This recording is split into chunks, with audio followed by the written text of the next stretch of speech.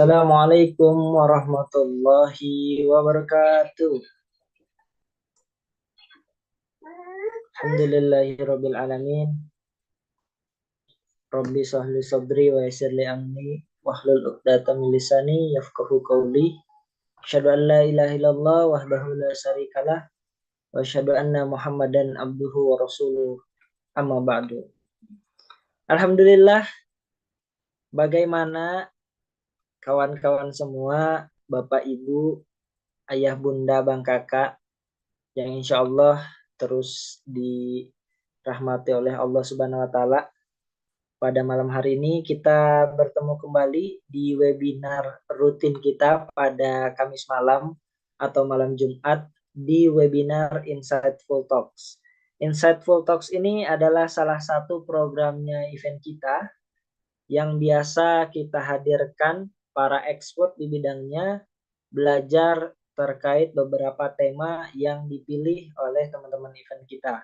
Kita belajar Kamis malam itu biasanya tentang tadabbur Quran, bisnis, kemudian leadership, keluarga, parenting, dan lain-lain. Alhamdulillah, hari ini Rifki bisa nyapa lagi kawan-kawan semua, ayah bunda, abang kakak di ruangan Zoom ini. Alhamdulillah. Oke, sebelum kita belajar, kenalin lagi deh ya, karena udah beberapa pekan kemarin, dua pekan ke belakang, Rifki nggak bersamai di webinar Insightful Talks ini. Ada kawan-kawan Rifki yang lain hadir di layar kaca, dan jadi kalau misalkan di layar kaca ini atau di layar Zoom ini ada yang belum kenal, izin memperkenalkan diri lagi. Nama saya Rifki ya, tim event kita yang menjadi host atau menjadi MC pada malam hari ini. Insya Allah kita akan belajar terkait tadabbur Al-Quran. Alhamdulillah. Yuk, coba deh Rifki mau tahu dulu, khawatir Rifki ngobrol sendirian gitu ya.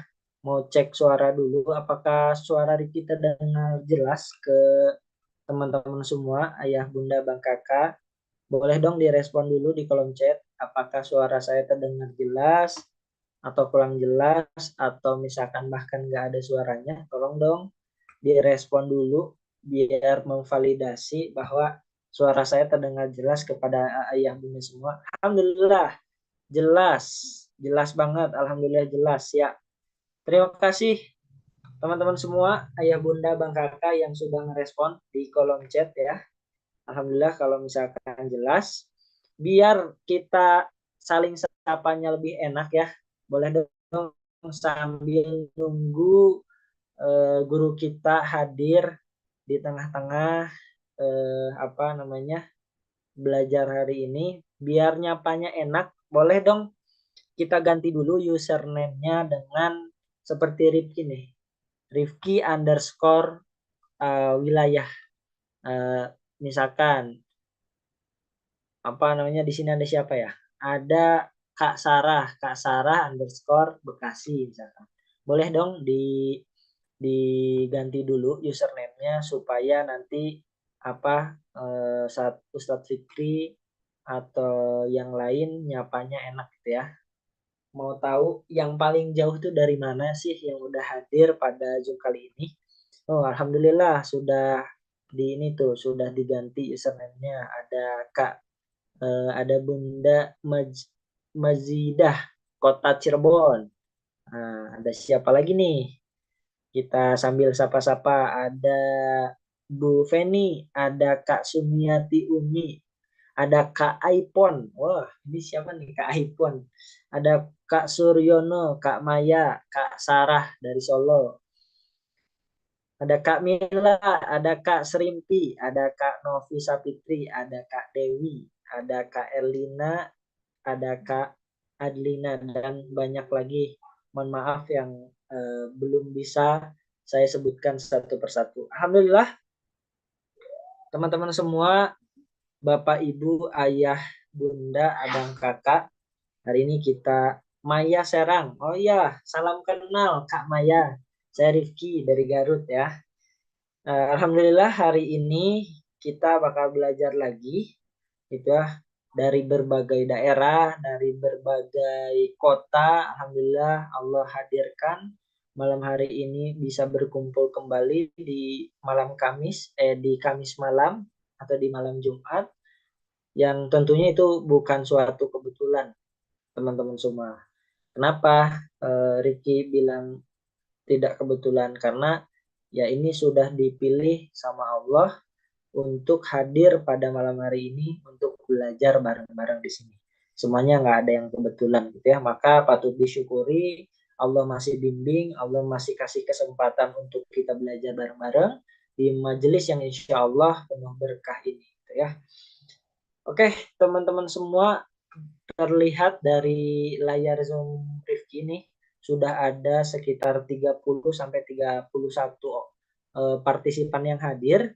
Sebelum kita belajar, dikasih waktu dulu deh 10 detik supaya kita ngeramein grup Insightful Talks lagi, ataupun bahkan nge-share link Zoom ini ke entah itu ke grup komunitasnya gitu ya, ke grup keluarga, ke grup alumni SMA, alumni kuliah, alumni SMP, atau majelis taklim yang di daerahnya masing-masing. Boleh, halal untuk di-share link Zoom-nya gitu ya. Untuk pada malam hari ini masih ada kesempatan sebelum belajar bareng-bareng sama gurunda kita pada malam hari ini. Jadi masih ada kesempatan untuk di-share link Zoom-nya bareng-bareng. Mudah-mudahan dengan share link Zoom pada malam hari ini bukan hanya keberkahan dari ilmunya yang belajar pada pagi hari ini, tapi dapat pahala juga karena sudah berbagi info kepada yang lain gitu ya, terkait link Zoom pada malam hari ini. Oke, seperti itu ayah bunda, abang kakak semua. Oh iya, lupa, Ricky hari ini mau info-info sejenak nih, karena kalau di kalendernya Hijriah tuh ini menunjukkan sudah hari Jumat gitu ya. Berbagi informasi dan berbagi kebaikan. Alhamdulillah dari sekian rangkaian di webinar Insightful Talks ini, alhamdulillah teman-teman, ayah bunda bang kakak yang mensupport untuk terus berkelanjutannya program webinar Insightful Talks ini, ada banyak sekali yang peduli gitu ya. Ada banyak sekali orang yang support kita. Alhamdulillah kita akan report hari ini. Alhamdulillah infak yang terkumpul untuk operasional dakwahnya webinar Insightful Talks dan berjuang untuk para pejuang Al-Quran. Alhamdulillah sampai hari ini sudah terkumpul senilai Rp990.000. Terima kasih kepada Bang Kakak, Ayah Bunda semua yang sudah mensupport berupa harta terbaiknya gitu ya. Mudah-mudahan Allah terus berkahi rezekinya, dilapangkan terus mengalir secara deras, karena insya Allah ini bakal menjadi bensinnya kita untuk terus berkarya dan memberikan materi-materi terbaik di webinar Insightful Talks ini. Oke, barangkali di malam yang penuh berkah ini gitu ya, di Sayyidul Ayyam, di mana Sayyidul Ayyam sudah masuk ke hari Jumat.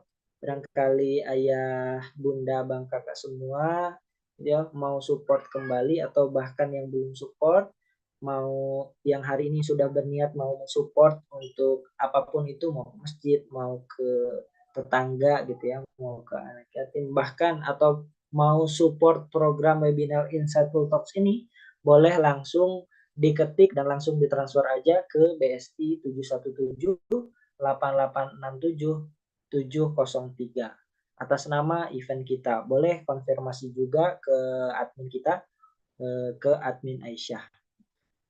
Ini bentuk support teman-teman, ayah, bunda, bang, kakak semua untuk mensupport program webinar Insightful Talks. Alhamdulillah hari ini kita akan belajar dengan meneruskan kemarin ya. Kalau kemarin itu kita membahas tentang setan dari Al-Quran.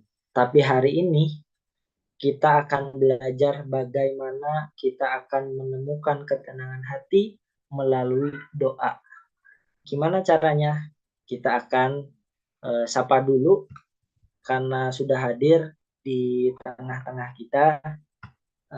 Tapi sebelum itu, mari kita lihat dulu video yang akan lewat berikut ini.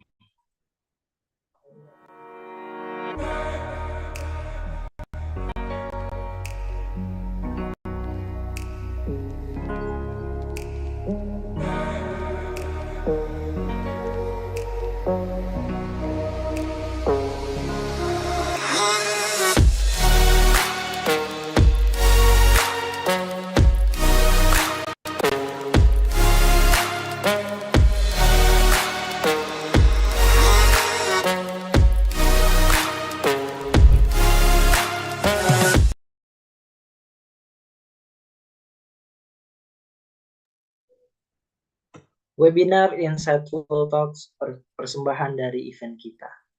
Alhamdulillah hari ini kita akan lama-lama lagi, kita langsung sapa aja guru kita yang sudah hadir di tengah-tengah kita, Al-Ustadz Fikri. Assalamualaikum warahmatullahi wabarakatuh, Ustadz. Ya, waalaikumsalam warahmatullahi wabarakatuh. Masya Allah, makin cerah aja nih Ustadz. Lagi di mana Ustadz? Lagi di masih di rumah Quran? Apa di rumah? Di rumah Quran, lagi di rumah Masya Quran. Allah, Alhamdulillah ya. Beliau ini ayah, bunda, bang, kakak semua, salah satu kawan saya juga gitu ya. Kemudian beliau foundernya Rumah Quran, salah satu rumah Quran di Garut, dan aktivis dakwah juga gitu ya. Dan insya Allah, alhamdulillah santri-santrinya atau yang ngaji di Rumah Quran beliau ya, cukup banyak, dan alhamdulillah banyak juga termasuk saudara saya di sana ya, hafalan Qurannya insya Allah keren-keren. Alhamdulillah hari ini senang banget bisa sharing dan belajar lagi bersama Ustadz Fikri. Gimana Ustadz Fikri? Sehat ya? Alhamdulillah, khair. Hari ini kita bakal bahas apa nih? Boleh di-spill sedikit aja Ustadz sebelum kita lanjut ke pembahasan yang lebih dalam. Boleh di-spill dulu sedikit. Kita akan belajar apa hari ini? Monggo. Ya, insya Allah kita akan belajar mengenal lebih dalam makna doa, gitu ya, makna doa. Yang mana kan orang sangat membutuhkan doa. Bahkan manusia itu diciptakan oleh Allah seluruhnya tabiatnya untuk menjadi abdun, menjadi penyembah, gitu ya. Meskipun ada di dunia ini ada orang yang beranggapan tidak beragama, tidak percaya pada Tuhan, tapi tetap ketika dia mempunyai keinginan, dia pasti berharap. Nah, kalau orang yang tidak percaya sama Tuhan, itu berharapnya ya kepada siapa gitu ya, tidak bergantung kepada siapapun. Nah, kalau umat Islam sudah jelas ya, berdoa dan menggantungkan semua urusannya kepada Allah SWT. Masya Jadi Allah. Siap. hasil dari doa itu bisa membuahkan ketenangan hati ya, gitu. Masya Allah. Siap. Ustadz Fikri, terima kasih, dalam banget nih. Udah di awal-awal aja udah dalam pemaknaan terkait doa ini. Kita semakin tidak sabar lagi untuk belajar pada malam hari ini. Untuk itu kita doa bareng-bareng dulu sebelum belajar. Allahumma inni as'aluka ilman nafi'an wa rizqan thayyiban wa amalan mutaqabbalan. Kepada Ustadz Fikri saya persilahkan.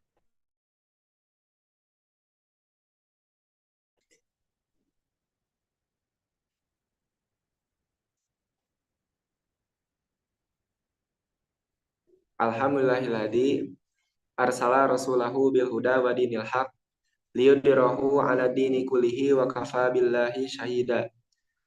Asyhadu an la ilaha illallah wahdahu la syarikalah wa asyhadu anna Muhammadan abduhu wa rasuluhu alladzi la nabiyya ba'dah. Wa qala Allahu fil Qur'anil Karim, a'udzu billahi minasyaitonir rajim.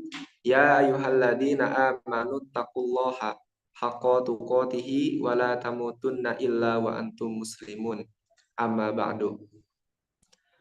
Alhamdulillah kita semua bisa dipertemukan kembali pada majelis yang mulia ini, walaupun dengan saluran internet ya, dengan wilayah yang berbeda, tapi alhamdulillah kita bisa memanfaatkan media ini gitu ya, dengan jalan berdakwah. Salawat serta salam semoga selamanya tercurah limpahkan kepada Nabi kita, yaitu Nabi Muhammad Sallallahu Alaihi Wasallam.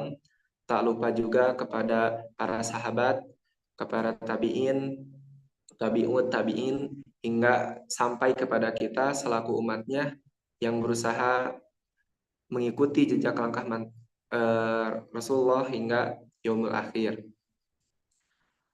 Ibu, bapak, kakak, adik semuanya yang hadir pada malam hari ini, insya Allah kita akan membahas tentang doa ya, di mana doa itu menurut Rasulullah SAW bahwa doa itu adalah sumsumnya ibadah, gitu ya. Inti sari dari ibadah itu adalah doa. Tuh. Jadi doa itu adalah paling penting ya, paling penting karena disebut juga doa itu senjatanya umat Islam. Kemudian masih banyak keutamaan doa yang insya Allah kita akan bahas bersama ya. Nah, di sini judulnya menemukan kedamaian hati melalui doa yang tulus ya, di mana doa itu secara globalnya gitu ya bisa terwujud ketika kita berdoa dalam keadaan ikhlas ya, tidak memaksa gitu ya, ataupun disuruh, tapi kita tulus ikhlas dalam berdoa, dan hasil dari doa itu bisa mendatangkan kedamaian dalam hati ya. Jadi damai itu adalah anugerah dari Allah. Ada orang yang hartanya banyak ya, dikisahkan juga dalam Quran, Korun ya. Korun itu hartanya banyak, saking banyaknya tempat hartanya juga itu bisa dibuka oleh 7 orang, harus dibuka si kuncinya itu, saking besar dan luasnya tempat penyimpanan hartanya harus dibuka oleh beberapa orang.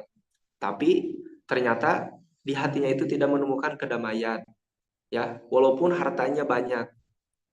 Kemudian ada yang kedudukannya tinggi seperti Firaun dan Raja Namrud gitu ya. Mereka oleh Allah diberi kekuasaan yang tinggi gitu. Tapi ternyata tidak damai hatinya. Nah, jadi kedamaian itu adalah anugerah dari Allah. Nah, oke, kita akan bahas. Yang pertama kita akan di sini ada perintah untuk berdoa gitu ya. Boleh dilanjut slide-nya. Nah, perintah untuk berdoa. Dalilnya surat Ghafir, surat ke-40 ayat ke-60. A'udzu billahi minasyaitonir rajim. Wa qala rabbukum ud'uni astajib lakum.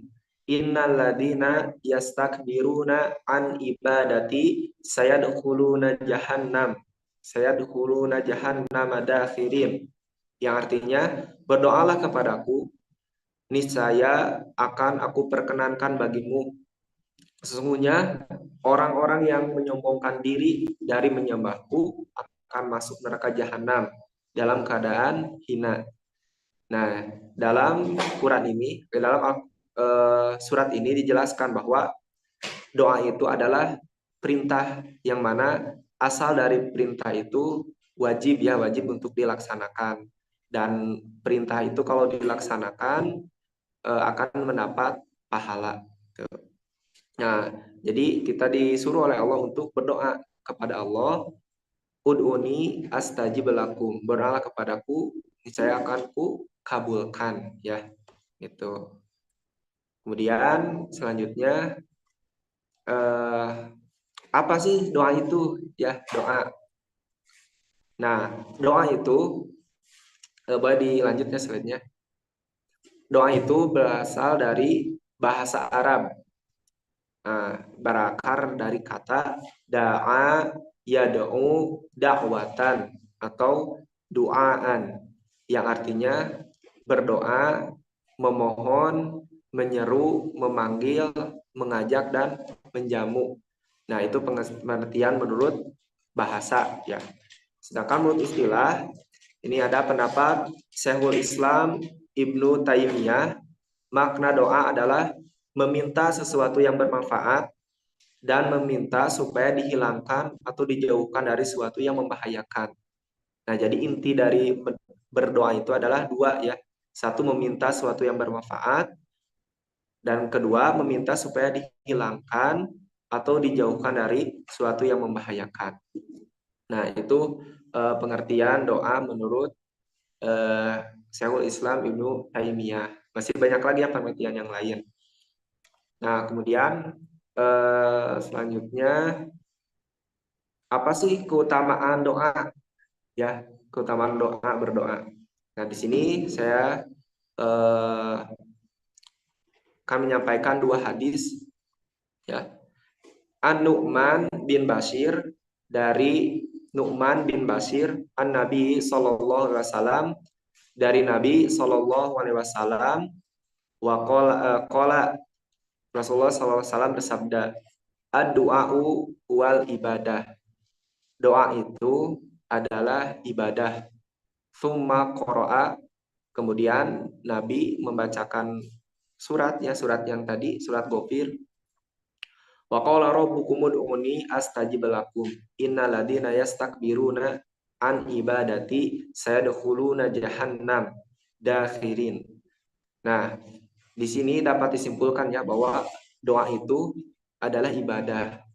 Jadi walaupun misal doanya tidak kunjung dikabul, tetap doa kita akan bernilai pahala, gitu, karena doa itu adalah ibadah. Nah, kemudian hadis yang kedua, waqala sallallahu alaihi wasallam, Nabi sallallahu alaihi wasallam bersabda, ad-du'a'u silahul mu'minin. Doa itu senjata bagi orang muslim, ya, bagi umat mukmin. Wa imaduddin, dan tiangnya agama. Wa nurus samawati wal ardi, serta cahaya langit dan bumi. Itu. Jadi ini sangat penting, ya, doa itu. Bahwa pertama, doa itu adalah senjata orang Islam. Yang kedua, tiangnya agama. Berarti kalau kita beragama Islam tanpa berdoa, tanpa memanjatkan doa kepada Allah, maka agamanya tidak kuat, ya, akan runtuh. Serta doa itu adalah cahaya langit dan bumi. Itu jadi sangat penting dalam berdoa, ya. Nanti bisa jadi senjata itu apa, gitu, ya. Ya, kita kan meminta bantuan dari kepada Allah dari semua urusan kita, ya. Kemudian selanjutnya, apa sih makna doa dari Al-Qur'an itu? Dari Al-Qur'an, ya. Nah, di sini dalam Mujamu Fahros, ya, kamus tentang kata Al-Qur'an, disebutkan secara keseluruhan kata doa dalam Al-Qur'an beserta derivasinya terulang sebanyak 213 kali dalam 55 surat, ya. Nah, jadi berarti banyak, ya, kata doa ini disinggung dalam Al-Qur'an. Nah, tapi di sini ada 6 makna ya. Ini sedikit ya, walaupun banyak maknanya, tapi di sini saya mencantumkan 6 makna. Apa? Nah, yang pertama, doa bermakna ibadah. Ya, slide selanjutnya. Doa bermakna ibadah. Ketika seorang berdoa, maka ia telah mengakui kehambaan dirinya di hadapan Tuhannya. Sebagaimana firman Allah dalam surat Al-A'raf ayat 194, Innaladina tada'una min dunillahi ibadun amsalukum fad'uhum falyastajibu lakum in kuntum shodiqin. Sesungguhnya berhala-berhala yang kamu seru selain Allah adalah makhluk yang lemah ya, yang serupa dengan kamu. Maka serulah berhala-berhala itu, lalu biarkanlah mereka memperkenankan permintaanmu jika kamu memang orang-orang yang benar. Nah, di sini kata doa di sini bermakna ibadah ya, yang disembah. Nah, walaupun di sini contohnya Allah menyinggung kepada orang-orang yang senantiasa menyembah berhala ya, berhala, meminta segala sesuatu kepada berhala, untuk menantang berhala-berhala itu untuk mengabulkan semua permintaannya ya. Tapi ya mau gimana dikabulkan, karena berhala itu bikinan manusia ya, juga tidak bisa berjalan, tidak bisa berbicara gitu ya. Jadi mana mungkin bisa dikabulkan doanya. Nah, kemudian makna yang kedua, doa bermakna seruan ya. Ketika seorang berdoa, maka ia telah menyeru Tuhannya untuk mengabulkan hajatnya gitu ya. Sebagaimana yang difirmankan oleh Allah dalam surat Al-A'raf ayat 193. Wa in tad'uhum ilal huda la yattabi'ukum sawa'un 'alaikum ada'utumuhum am antum shaimun. Dan jika kamu, hai orang-orang musyrik, menyerunya berhala untuk memberi petunjuk kepadamu, tidaklah berhala-berhala itu dapat memperkenankan seruanmu. Sama saja hasilnya buat kamu menyeru mereka ataupun kamu berdiam diri. Nah, jadi ini sama seperti yang kedua ya, walaupun maknanya berbeda. Yang kedua ini seruan, da'au, menyeru kepada berhala. Serulah berhala itu, baik mau diseru ataupun tidak ya, mau dipanggil, misal sini kemari gitu ya, berjalan ya tidak mungkin ya karena berhala patung gitu ya, atau disuruh diam juga ya akan diam gitu.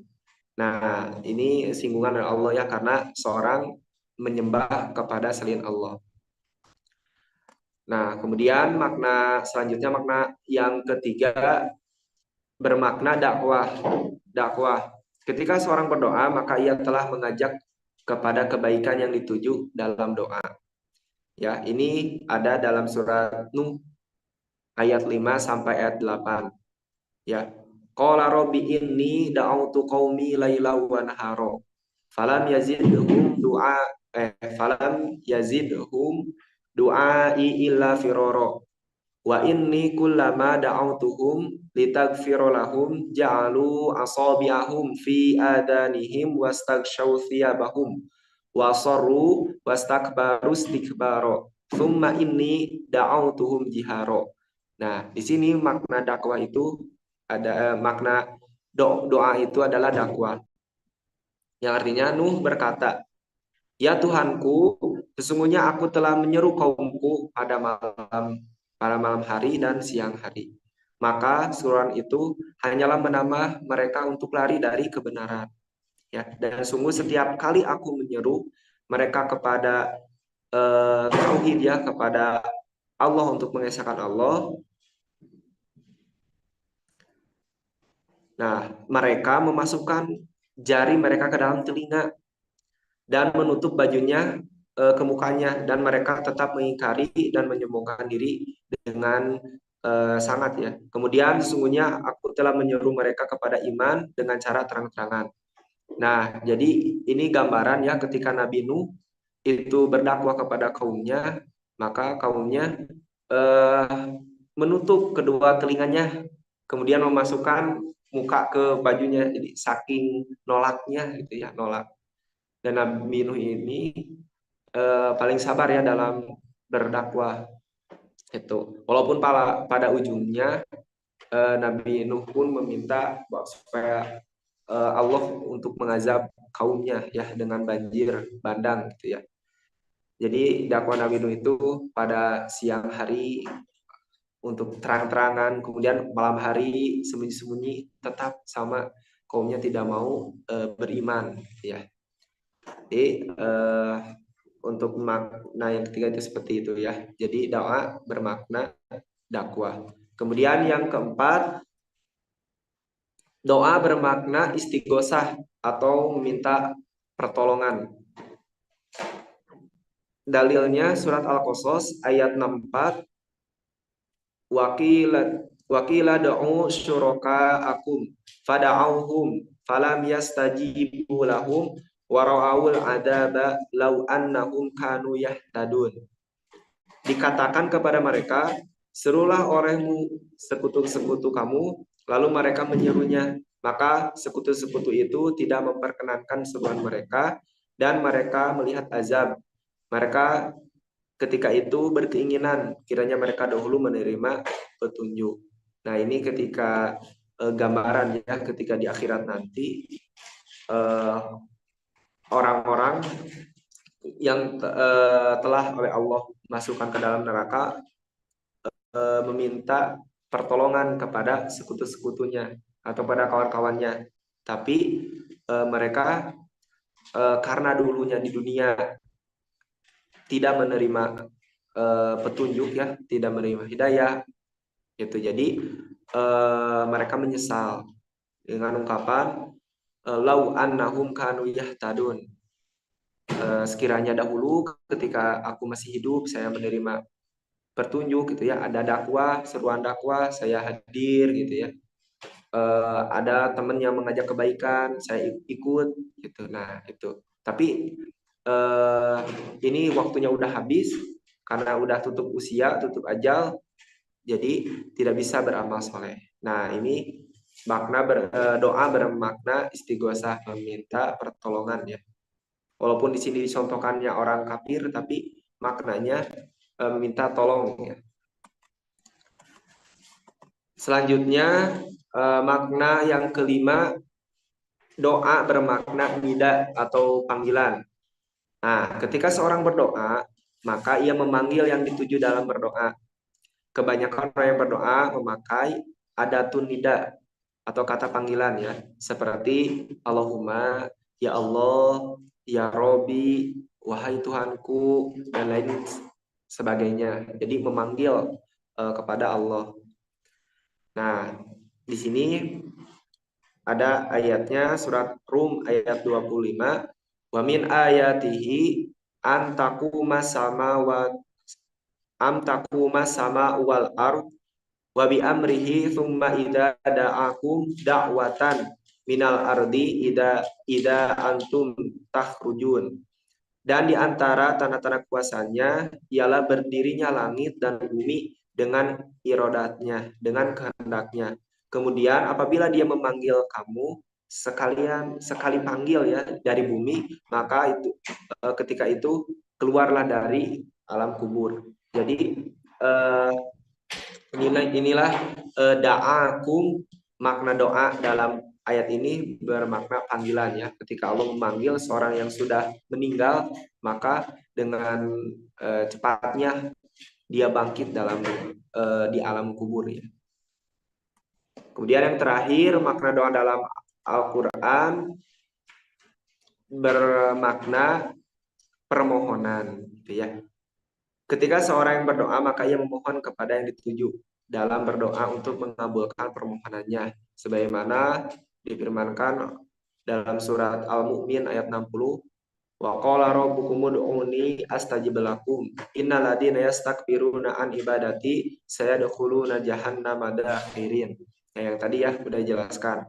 Dan doa yang kita akan bahas ini adalah makna doa permohonan ya. Kemudian selanjutnya kita cepat saja ya. Kita banyakin di pertanyaan. Nah, waktu-waktu ijabah doa. Jadi ini ada pendapat menurut Ibnu Qayyim al-Jauzi, waktu ijabah doa itu ada 6. Ini berdasarkan hadis-hadis ya. Jadi dari 1 sampai 6 ini hadis semuanya. Dan ini diringkas oleh Ibnu Qayyim. Yang pertama di sepertiga terakhir di malam hari. Nah, ini waktu ijabah doa. Jadi kalau kita berdoa pada waktu ini, insya Allah Allah akan kabulkan ya. Yang kedua, waktu azan dikumandangkan. Nah, ketika azan dikumandangkan, kita disuruh oleh Nabi supaya menjawab adzan gitu. Nah, nanti lanjut ke poin yang ketiga, di antara azan dan iqomah. Nah, itu. Jadi ketika selesai azan, kemudian menunggu makmum datang. Nah, ada jeda waktu. Nah, itu waktu ijabah doa. Jadi waktu di ijabah doa boleh kita berdoa apa saja di sana sambil nunggu imam datang gitu ya, atau nunggu yang lain pada hadir, kita berdoa gitu ya di sana. Kemudian yang keempat, setelah sholat fardu. Nah, setelah sholat fardu ini waktu-waktu diijabah doa. Yang kelima, waktu imam naik mimbar pada sholat Jumat. Nah, ini ada waktu-waktu yang oleh Nabi sangat mungkin bakal dikabulkan doanya ya. Nah, kemudian yang ke-6, setelah sholat asar di hari Jumat. Nah, sama ya. Itu ini waktu-waktu ijabah doa. Walaupun nanti juga ada tambahan banyak ya. Jadi ini mah hanya waktu-waktu yang oleh Nabi disebutkan. Nanti juga ada pas 10 hari terakhir pada bulan Ramadan ada ya, mencari malam Lailatul Qadar itu. Nah, di sini tidak disebutkan. Nah, kemudian selanjutnya gimana sih ada berdoa gitu ya? Karena sebagaimana kita lah kalau mau meminta bantuan kepada pemerintah kan kita menyiapkan proposal dulu gitu ya. Ada adab-adabnya, tidak langsung meminta gitu ya. Nah, itu kepada manusianya, apalagi kepada Allah. Nah, ini ada adabnya. Ini sama menurut Ibnu Qayyim ada 10 adab yang harus ditunaikan ketika kita sedang berdoa. Yang pertama, hati benar-benar merasa hadir dan bertemu dengan Sang Khalik sehingga mampu berkonsentrasi secara khusyuk. Nah, itu ketika berdoa ya. Yang kedua, merendahkan diri serta tunduk merunduk khusyuk kehadiratnya. Tuh, jadi merendahkan diri di hadapan ilahi Robi ya. Jadi ya Allah, sungguhnya hamba ini kecil gitu ya. Sedangkan kau besar. Itu hamba ini tidak mempunyai apapun sedangkan kau mempunyai segalanya gitu. Jadi merendahkan diri kemudian meminta gitu. Maka ringankanlah aku ya Allah dalam segala urusanku, atau mudahkanlah rizki gitu ya. Nah, kemudian yang ketiga, menghadap kiblat ya. Mungkin ada secara khusus ya, ini untuk sholat menghadap kiblat, tilawah Quran menghadap kiblat, boleh juga berdoa tidak menghadap mana-mana pun juga karena sama semuanya ya. Tapi ini adabnya menurut Ibnu Qayyim al-Jauzi, jadi menghadap kiblat. Yang keempat, nah usahakan dalam keadaan bersuci, dalam keadaan berwudu ya. Yang mengangkat tangan. Nah, walaupun ada yang tidak mengangkat tangan, itu juga tidak ada mengapa. Boleh mengangkat tangan juga, itu juga mengapa ya, ada contohnya di Nabi ketika Nabi meminta kepada Allah untuk menurunkan hujan, maka Nabi mengangkat kedua tangannya. Gitu. Ya, yang keenam, mulai dengan pujian kepada Allah dan selawat kepada Rasulullah. Yang ketujuh, memohon ampunan dan bertaubat kepada Allah. Jadi sebelum berdoa kita bertobat dulu, gitu ya, karena ialah kita sebagai manusia mungkin ada dosa yang kita tidak ketahui, gitu ya, tidak terasa, gitu. Jadi kita memohon dulu kepada Allah, membersihkan dulu diri kita karena malu mau meminta, tapi kita pernah bersalah, gitu ya. Nah, kemudian yang ke-8, bersungguh-sungguh dalam berdoa. Yang ke-9, berdoa dengan penuh harap dan takut, bertawasul kepada Allah dengan namanya dan mengesahkannya. Ke-10, mengeluarkan sedekah sebelum berdoa. Nah, ini yang paling cepat jadi dikabulkan karena bersedekah itu mendatangkan rezeki, memudahkan segala urusan kita. Jadi ini 10 adab yang meski kita laksanakan ketika berdoa, ya. Jadi baiknya seperti ini gitu. Kalau tidak salah satunya gimana? Tidak mengapa karena ini masuknya kepada adab, ya. Nah, kemudian yang selanjutnya penyebab tidak terkabulnya doa. Nah, kadang kan kita sering nih berdoa itu, tapi kenapa ya tidak kunjung dikabulkan oleh Allah? Ada apa gitu ya? Apa yang salah dari doa kita dan apa yang salah dari kita gitu ya.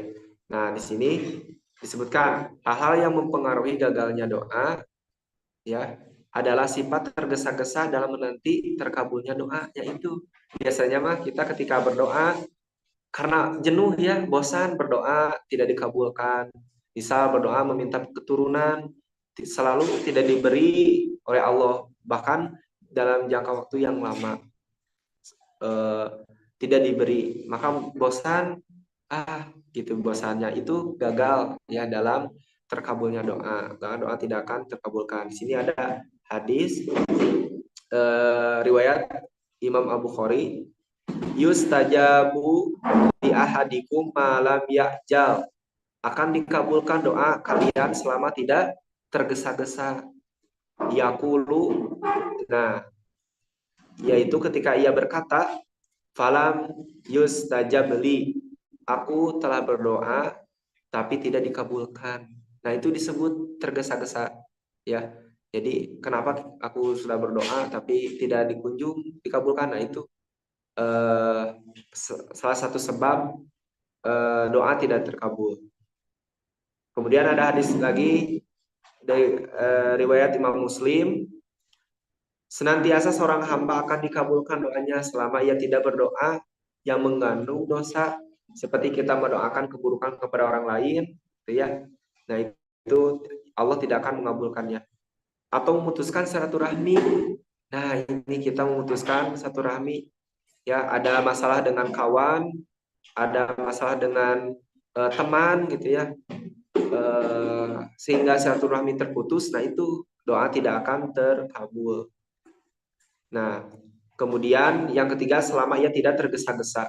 Ada yang bertanya, sahabat bertanya kepada Rasulullah, wahai Rasulullah, apa maksud tergesa-gesa? Gitu ya. Tergesa-gesa gimana? Nabi bersabda, ia mengatakan, aku telah berdoa, tapi aku tidak mendapat doa itu dikabulkan. Maka kemudian dia merasa jemu dan meninggalkan berdoa. Nah, Ibnu Qayyim dalam bukunya, dalam kitabnya menyebutkan bahwa gambaran orang yang seperti ini seperti petani yang sedang eh, apa ya, menanam biji.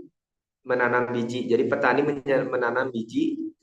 Nah, bukannya biji itu diberi pupuk, disirami air ya. Nah, jadi kan tumbuh ya, walaupun lama itu tumbuh. Ini malah ditinggalkan gitu. Kenapa ya tanamanku teh eh, tidak kunjung tumbuh, ditinggalkan. Nah, bukannya dia panen ya, tapi malah jadi rugi, tambah rugi. Nah, padahal harus disirami. Nah, itu gambarannya orang yang berdoa tapi dia jemu ya, atau bosan karena doanya tidak dikabul oleh Allah. Kemudian yang selanjutnya ini ada hadis ya.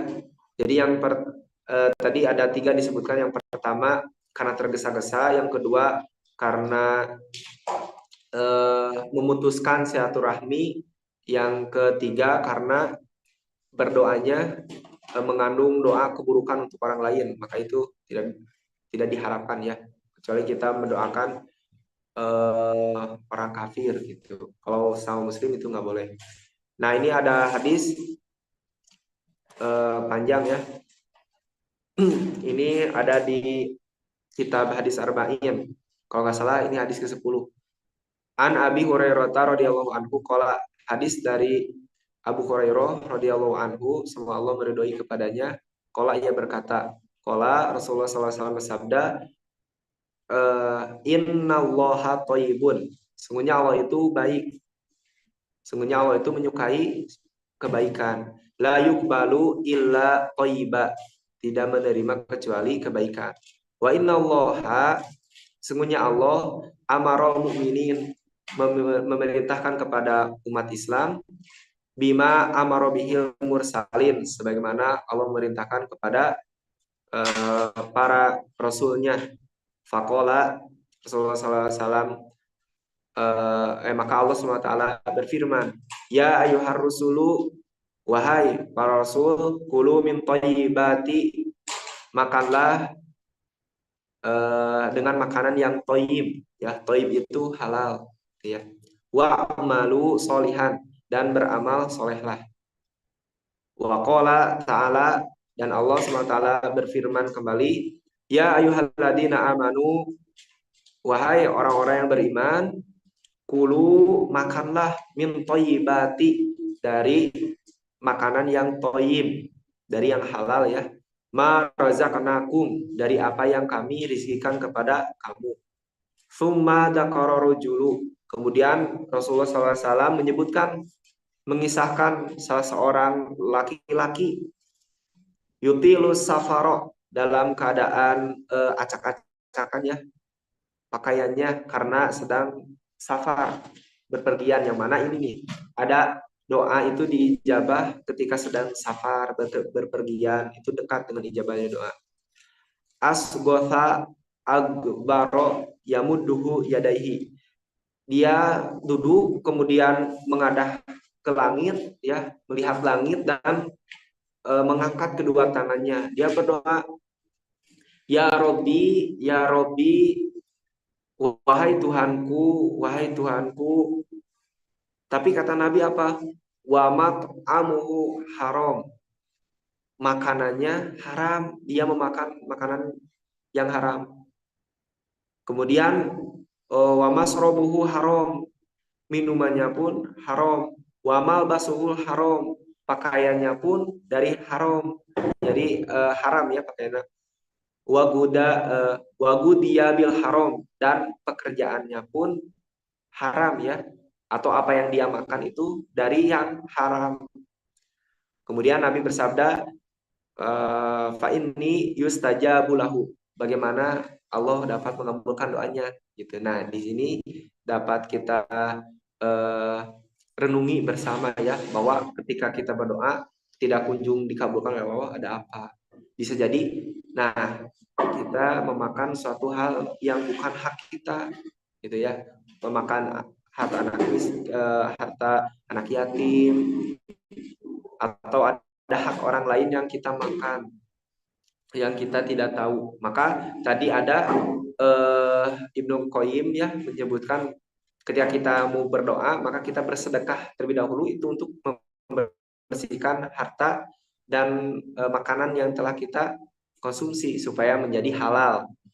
Nah, jadi ini penyebab doa tidak terkabul ya, dari suatu yang haram. Nah, kemudian slide selanjutnya.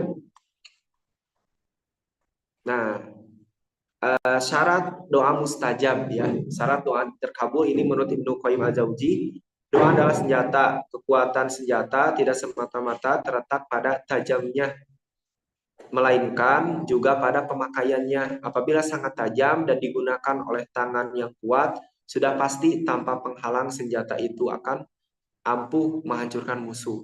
Ya, ini Ibnu Qayyim memberi perumpamaan lagi ya tentang doa. Jadi sebagaimana pisau yang tajam dan pengguna yang mahir gitu. Nah, kemudian apabila salah satu syarat tersebut hilang, jadi pisaunya tidak tajam, kemudian yang punya pisaunya tidak mahir menggunakannya. Nah, ini menurut Ibnu Qayyim, apabila salah satu syarat tersebut hilang, hilang pula lah pengaruhnya. Demikian pula dalam doa, bila doa sendiri itu kurang baik atau kurang berdoa, kurang berkonsentrasi dalam berdoa, lain seperti tadi ada dosa, kemudian ada makanan yang haram, maka doa tidak akan membekas sama sekali dan orang tersebut tidak akan mendapatkan apa-apa. Nah, jadi itu. Jadi ketika kita berdoanya bagus dan di waktu yang bagus, insya Allah doa itu akan dijabah, gitu ya. Nah, kemudian ini nih hubungan kedamaian hati dengan doa yang tulus. Kedamaian hati dan doa memiliki hubungan yang erat, terutama dalam konteks spiritual dan psikologi. Ya, doa adalah bentuk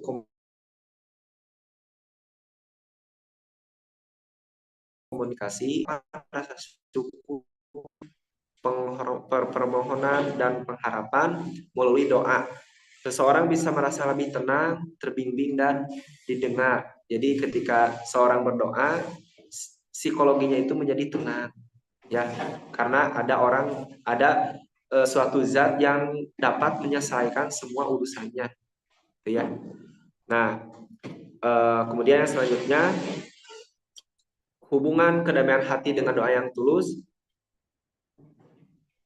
Ini ada beberapa hal ya. Yang pertama ada rasa penghiburan, ada meningkatkan kepercayaan, menyalurkan emosi, kemudian sebagai refleksi diri, kemudian rasa syukur ya kita kepada Allah. Nah, jadi secara keseluruhan doa berperan sebagai alat spiritual yang membantu menyeimbangkan pikiran dan perasaan sehingga memungkinkan seorang untuk merasakan kedamaian hati meskipun di tengah situasi yang sulit. Nah, ini disebut ketika kita berdoa dengan tulus, kita tidak berprasangka buruk kepada Allah. Gini kenapa ya doa saya tidak kunjung dikabulkan? Tapi kita dengan keyakinan, maka walaupun di suatu sulit ya, dalam keadaan yang sulit, itu insya Allah doa akan terkabul ya, dan doa juga akan membuahkan ketenangan hati itu. Nah, ini ya, jadi banyaklah contoh-contohnya. Jadi kita jangan merasa karena aku tidak banyak pahala, saya tidak banyak, amalan saya tidak banyak, saya tidak pernah sholat tahajud, tapi alhamdulillah sholat 5 waktu masih, kemudian masih baca Quran juga terbata-bata. Nah, kita tidak boleh gitu, tapi berkeyakinan bahwa Allah itu akan senantiasa mengabulkan setiap permohonan para hambanya. Jadi jangan kita merasa kecil ya. Nabi juga, ini ada contoh ya, Nabi juga pertama Nabi Ibrahim. Nabi Ibrahim itu meminta keturunan kepada Allah. Oleh Allah tidak kunjung diberi, gitu ya, kepada Siti Sarah karena mandul, hingga Allah menjodohkan Nabi Ibrahim kepada Hajar, ya Siti Hajar, kemudian oleh Siti Hajar mendapat keturunan. Tapi di akhirnya pun Nabi Ibrahim ini memiliki keturunan juga di Sarah, gitu ya. Ini dalam waktu yang lama, gitu ya, jangan lama, hingga doanya dengan sungguh-sungguh. Kemudian ada Nabi Zakaria, sama Nabi Zakaria juga memohon keturunan kepada Allah, tidak diberi keturunan, hingga Allah pun mengabulkan keturunan untuk Nabi Zakaria ya, yaitu Nabi Yahya. Nah, jadi setingkat Nabi pun sama, ketika belum waktunya dikabulkan maka doa tidak akan dikabulkan. Dan ketika kita sudah tahu nih bahwa doa ini bermakna ibadah, ya akan menilai pahala untuk kita ya. Apa salahnya kita perbanyak doa? Karena kita juga akan mendapat pahala dari berdoa. Sehingga kita tidak lupa apa yang kita berdoa kita apa yang kita minta pada Allah ya. Itu seperti kita meminta rizki yang banyak ya. Tapi kenapa ya penghasilanku tetap segini, misalnya tetap kecil. Nah, kita kan selalu melihat kepada hal yang bermasalahnya, tidak melihat suatu hal yang besar yang Allah telah beri kepada kita berupa apa? Kesehatan, kemudian teman yang baik. Nah, itu semuanya itu rizki. Jadi rizki itu bukan bentuknya uang ya, tapi bisa jadi harta yang baik, istri yang baik, anak yang baik, teman yang baik, apapun yang dinilai oleh hati kita bermanfaat untuk kita itu rezeki. Nah, mungkin sekian dulu ya yang dapat saya sampaikan. Semoga bermanfaat. Nanti insya Allah disambung pertanyaan-pertanyaan uh, bisa kembali ke MC ya. Masya Allah. Jazakallah khair Ustaz Fikri udah menyampaikan beberapa ilmunya gitu ya terkait doa, apa itu pengertian doa, makna doa, kenapa doa tuh nggak dikabul gitu ya. Barangkali ada makanan-makanan yang bukan hak kita ter apa namanya termakan gitu ya. Kemudian tadi kita nggak istiqomah atau nggak konsisten dan bahkan merasa bosan gitu ya. Udah berapa kali kita doa itu terus, entah itu tentang keturunan, tentang ekonomi gitu ya, tentang pasangan, tentang apapun itu yang terus kita lantunkan setiap hari, akhirnya karena mungkin bisikan setan tadi, apa namanya, nggak kunjung merasa, nggak kunjung hadir, nggak kunjung dikabulkan, akhirnya berhenti berdoanya gitu ya. Nah, Ustadz ya, kurang lebih. Nah, ini menarik nih Ustadz. Kadang eh, apa namanya, seseorang bahkan mungkin kalau misalkan di saat apa namanya hatinya tidak tidak tenang gitu ya atau sedang gelisah, ini menarik nih Ustadz. Apa namanya? Karena kadang kan kita berdoa itu eh, datang-datangannya, artinya gini. Kadang ada saatnya pas waktu kita benar-benar lagi butuh dan memang berdoa, tapi kok rasanya hambar ya Ustaz ya. Berdoa itu merasa hampa, kemudian hamba rasanya tidak tidak connect gitu ke hati, tidak khusyuk, tidak apa, tidak tumanina, tidak enak lah pokoknya gitu. Nah ini gimana Ustadz supaya pas kita berdoa, entah itu tadi dalam hal tadi, entah itu di sepertiga malam atau misalkan lagi selesai sholat gitu ya. Nah supaya doa kita khusyuk dan apa, hatinya tuh connect ke dalam ke dalam doa dan dapat merasakan bahwa enak banget berdoanya. Nah itu gimana caranya Ustadz? Oke, siap ya. Nah, kenapa ya doa itu merasa kita berdoa merasa hambar gitu, hambar. Nah, kita kembali lagi kepada diri kita ya, bahwa di Al-Quran juga disebut kita juga harus bersyukur dulu. Jadi ketika bersyukur, contoh kita meminta rezeki kepada Allah atau bab ekonomi, memohon ekonomi. Nah, sintas kita lah berjalan dulu gitu ya, bisa keluar rumah melihat orang yang oh ternyata ada yang lebih yang kurang daripada kita gitu ya. Nah, ketika kita berdoa, jadi kita bersyukur ya Allah, alhamdulillah walaupun saya sulit untuk bekerja, penghasilan saya kecil, tapi saya masih diberi kesehatan ya Allah. Nah, atau ketika kita berdoa misalnya ya kesehatan, apa ya kenapa kita hambar? Nah, biasanya itu karena mata kita sedikit melihat orang yang susah ya. Jadi ketika berdoa meminta sehat ya, kita sehat nih. Ketika kita bermainlah ke rumah sakit, oh banyak yang sakit, maka kita bersyukur, alhamdulillah gitu. Nah, ketika jadi ibaratnya kan tadi doa itu maknanya nida ya, panggilan.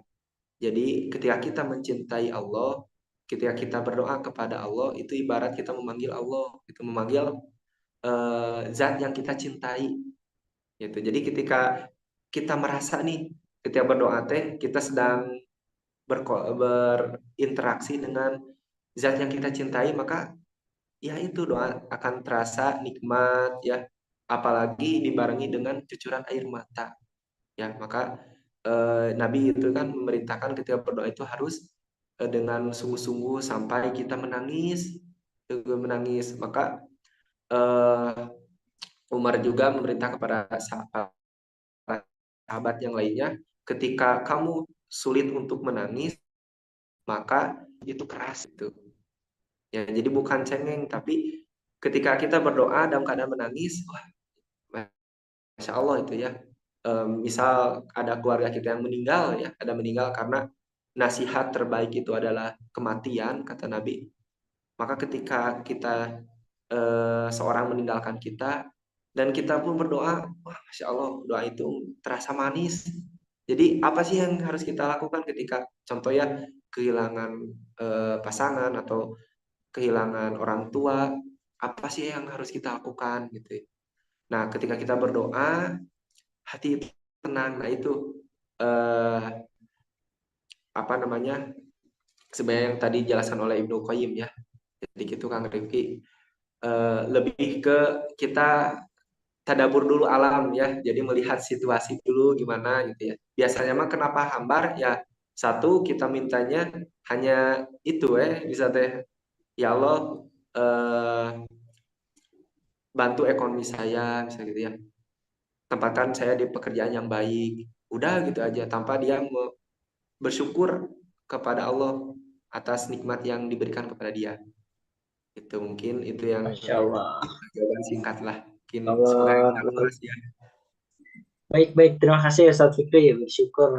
Alhamdulillah, berarti kita harus bersyukur dulu ya atas atas apa yang Allah berikan saat ini ke kita, dan mungkin orang lain pun nggak ini ya, belum tentu di titik kita saat ini gitu ya. Boleh abang kakak, ayah bunda semua, barangkali ada yang mau ditanyakan terkait tadi, luar biasa banget terkait maknanya doa. Apa sih yang apa namanya yang jadi ganjelan atau yang jadi pertanyaan selama ini terkait doa-doanya? Mungkin apa tadi sudah di spill-spill ya sama Ustadz Fikri terkait makna doa, apa itu, bagaimana waktunya, mustajabnya di apa aja gitu ya, kemudian kenapa tidak terkabulnya.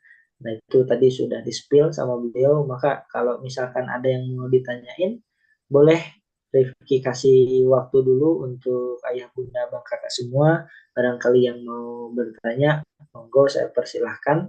Bisa dipakai fitur raise hand-nya atau diketik di kolom komentar. Nanti insya Allah beberapa pertanyaan terbaik insya Allah kita akan bacakan dan kita akan tanyakan langsung ke Pak Ustadz Fikrinya langsung. Barangkali ayah bunda semua ada yang ditanyain dulu. Oke, cek ada yang ditanyain dulu. Mari kita lihat dulu ada yang raise hand atau diketik di kolom komentar dari ayah bunda semua. Nih, satu lagi boleh deh, Ustadz Fikri.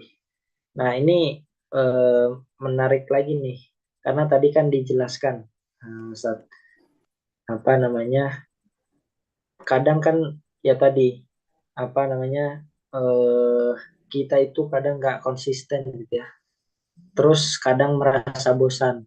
Misalkan ya tadi kita pengen keturunan atau misalkan pengen penghasilan berapa rupiah gitu ya, yang sudah kita doakan udah bertahun-tahun, tapi tidak kunjung hadir. Nah, kemudian kita ya udahlah nggak berdoa lagi. Nah, supaya kita nggak bosan dalam berdoa, supaya istiqomah, tipsnya gimana Ustaz?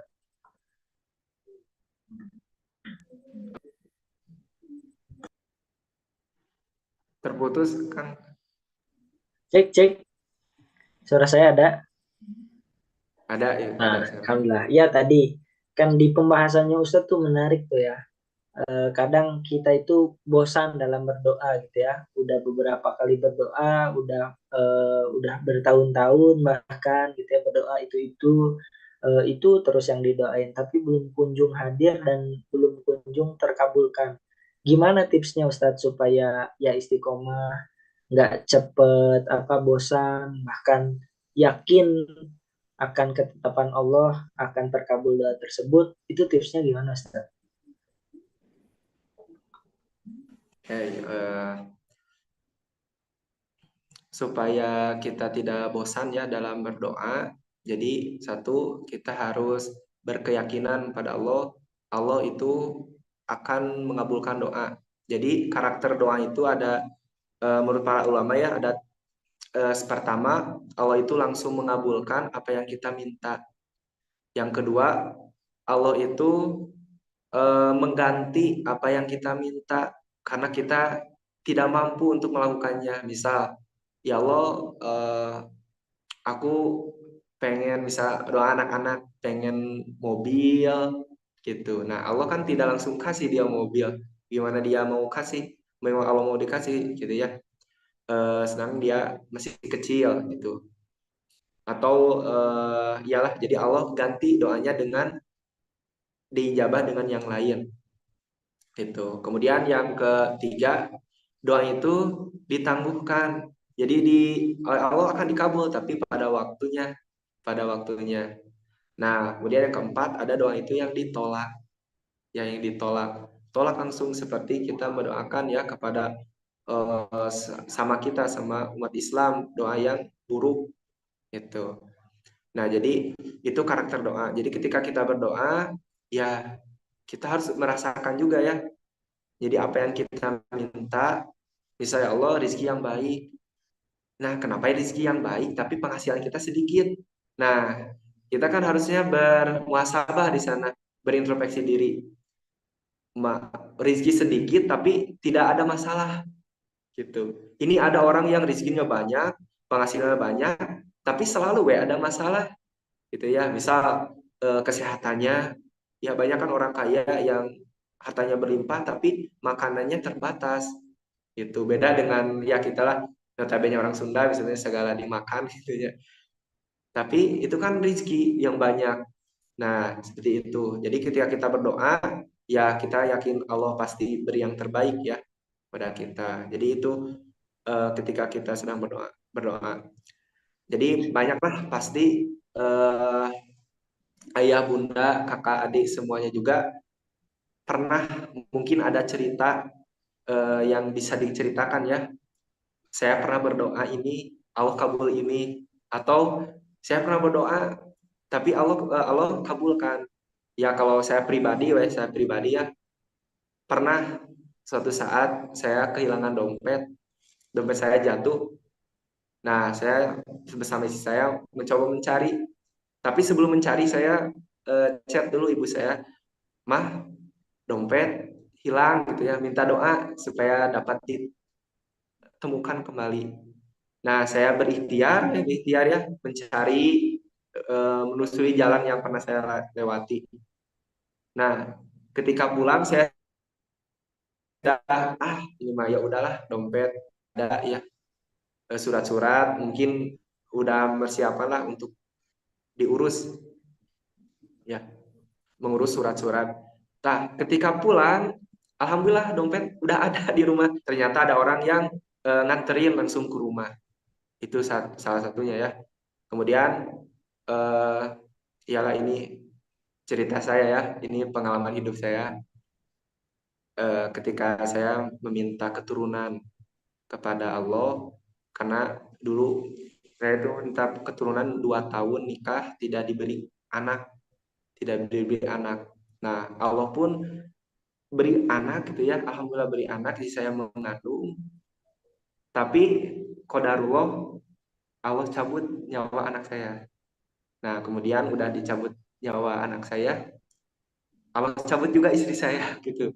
Kedua-duanya hilang. Pernah saya kan minta keturunan, minta supaya ada pelanjut lah, khususnya di rumah Quran ini ada pelanjut. Tapi apa gitu ya. Tapi ini ada yang unik gitu ya. Setelah saya mentafakuri atau muhasabah diri, istri dan anak saya ini diambil semuanya di bulan Mei, dan setahun kemudian Allah beri saya istri kembali, ya istri kembali di bulan Mei. Kemudian di bulan Mei juga istri saya langsung mengandung gitu ya, alhamdulillah gitu. Jadi Allah ini tidak apalah, tidak mendolimi kepada umatnya gitu ya. Ya mungkin ini cerita saya ya, cerita saya. Mungkin adalah eh, kawan-kawan sekalian, ada cerita yang bisa diceritakan di sini, boleh ya, curhat gimana sih pengalamannya gitu ya. Jadi bukan saya ini orang soleh, enggak gitu ya, eh enggak soleh-soleh amat gitu lah. Saya juga sama belajar dan pernah hilaf juga. Nah mungkin itu Kang Riki. Jadi ketika apa sih kenapa kita bosan, ya kembali lagi pada diri kita. Kita yakin bahwa Allah senantiasa mengabulkan apa yang kita minta gitu. Masya Allah, Masya Allah, luar biasa. Terima kasih Ustadz atas sharingnya pada malam hari ini. Izin satu lagi Ustadz ya, kita terakhir ini. Ada dari Kak Yuli dari Garut nih. Assalamualaikum warahmatullahi wabarakatuh Ustadz. Afwan Ustadz, mohon izin bertanya. Gimana kalau berdoa tapi tidak hafal dengan artinya, tapi tahu isi doa itu untuk apa? Nah, apa sah hanya ayat yang dibaca artinya tidak terjemahnya? Maksudnya ya beliau tuh berdoa tahu gitu ya maknanya, tapi tidak hafal dengan artinya. Itu gimana Ustaz? Gitu. Ya,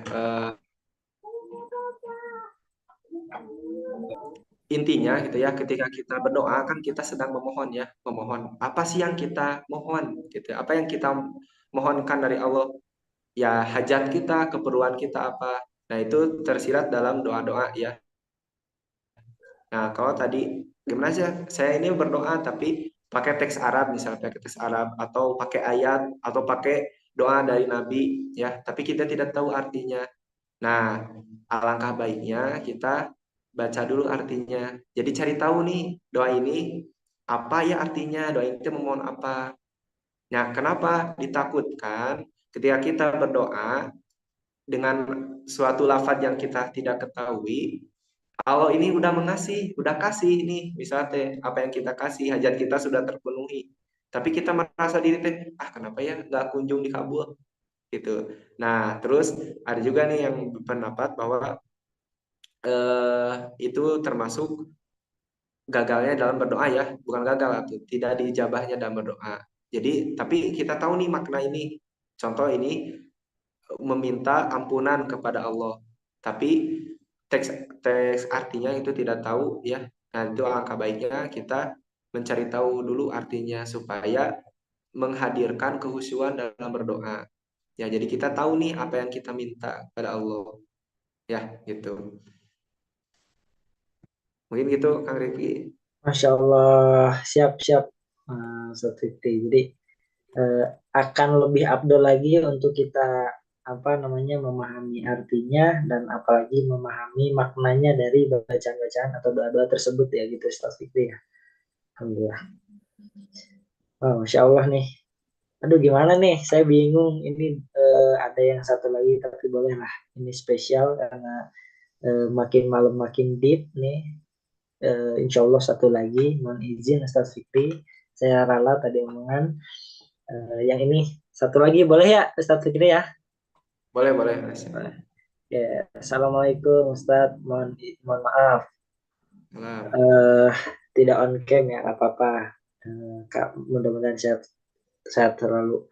Ini mau nanya Ustaz, terkait tadi doa dengan sedekah. Nah, doa dengan didahului sedekah itu berdoanya bagaimana ya Ustaz gitu. Apakah ya misalkan kita nih bersedekah kepada anak yatim, terus kita ngomong, Ade doain Rifki ya gitu, mudah-mudahan dapat rumah yang mewah atau misalkan dapat keturunan atau dapat pasangan yang soleh atau soleha. Nah itu cara berdoanya setelah sedekah tuh gitu apa seperti apa Ustaz? Mohon penjelasannya. Oh, kayak ya. Jadi boleh seperti itu apa yang tadi Kang Rifki contohkan gitu ya. Jadi bersedekah dulu, minta didoakan misalnya atas supaya kesembuhan atau kelancaran itu boleh gitu ya. Tapi boleh juga kita bersedekah ya, bersedekah yang tahu hajat kita diri kita. Jadi nah yang paling bagus itu yang seperti itu. Jadi itu sedekah dengan cara yang disebutkan ya dalam Al-Quran, dia itu bersedekah, tapi tidak merusak pahala sedekah itu dengan cara satu eh, membe- memberitahukan kepada yang lain gitu ya.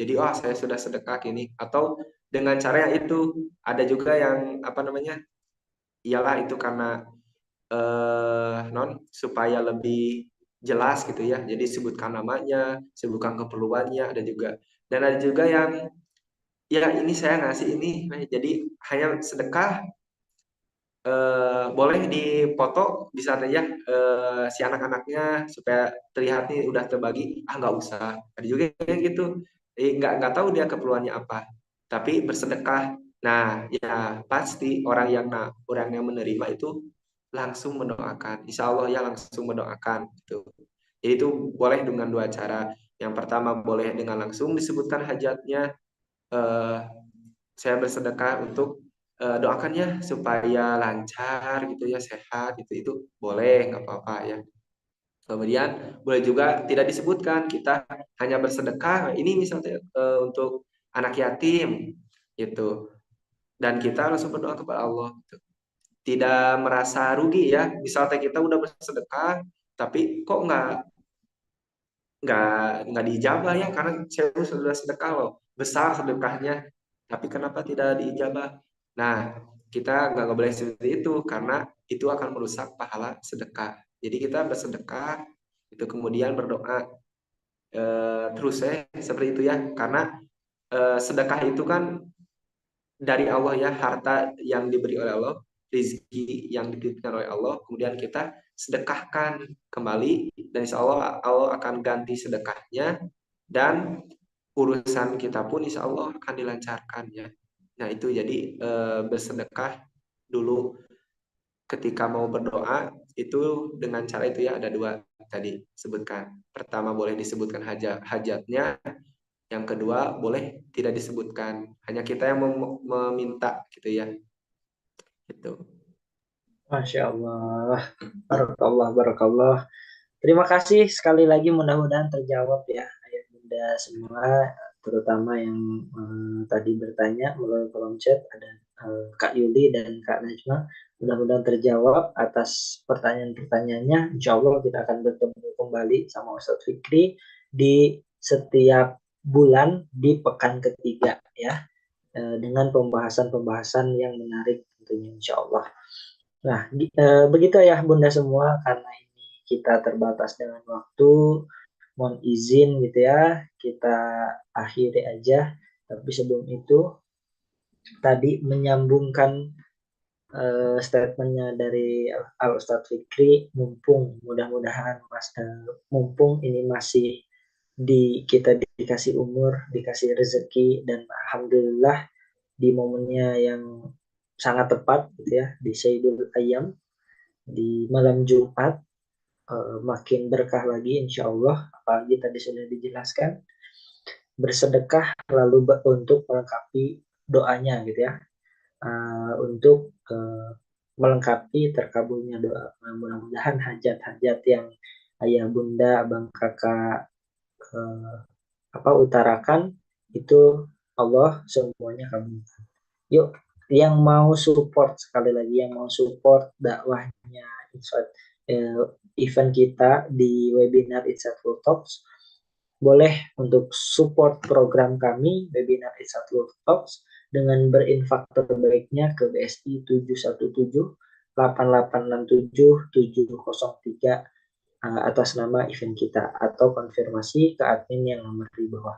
Insya Allah semua yang disisihkan infaknya ya Bunda, Bang Kakak semua kita akan alokasikan untuk program keberlangsungan kami di event kita. Ada webinar Insightful Talks, zona wanita dan lain sebagainya, dan sebagiannya juga kita akan support untuk para pejuang Quran, rumah Quran, dan lain sebagainya ya. Untuk itu, yuk kita bareng-bareng berdoa kepada Allah Subhanahu wa taala untuk melengkapi doanya. Kita rutinkan sedekah itu bebas kemanapun ya, boleh ke masjid, boleh ke anak yatim, boleh ke tetangga, atau boleh support ke program kami. Untuk itu karena waktu terbatas sudah menunjukkan 21.22, mari kita akhiri. Terima kasih sekali lagi jazakallahu khair kepada Ustadz Fikri yang sudah membersamai malam hari ini. Mudah-mudahan manfaat ilmunya semakin luas dan mudah-mudahan Allah bimbing terus dan istiqomah terus dan terus ada di jalur dakwahnya Ustadz Fikri. Mari kita akhiri pertemuan hari ini dengan baca hamdalah bersama-sama. Alhamdulillahirabbil alamin, dan kita sempurnakan dengan doa penutup majelis. Subhanaka Allahumma wa bihamdika asyhadu an la ilaha illa anta astaghfiruka wa atubu ilaik. Terima kasih semuanya, Ustadz Fikri dan teman-teman yang hadir pada malam hari ini. Saya Rifki, perwakilan dari tim event kita. Assalamualaikum warahmatullahi wabarakatuh. Waalaikumsalam warahmatullahi wabarakatuh. Izin keluar. Terima kasih, Ustaz. Waalaikumsalam warahmatullahi wabarakatuh.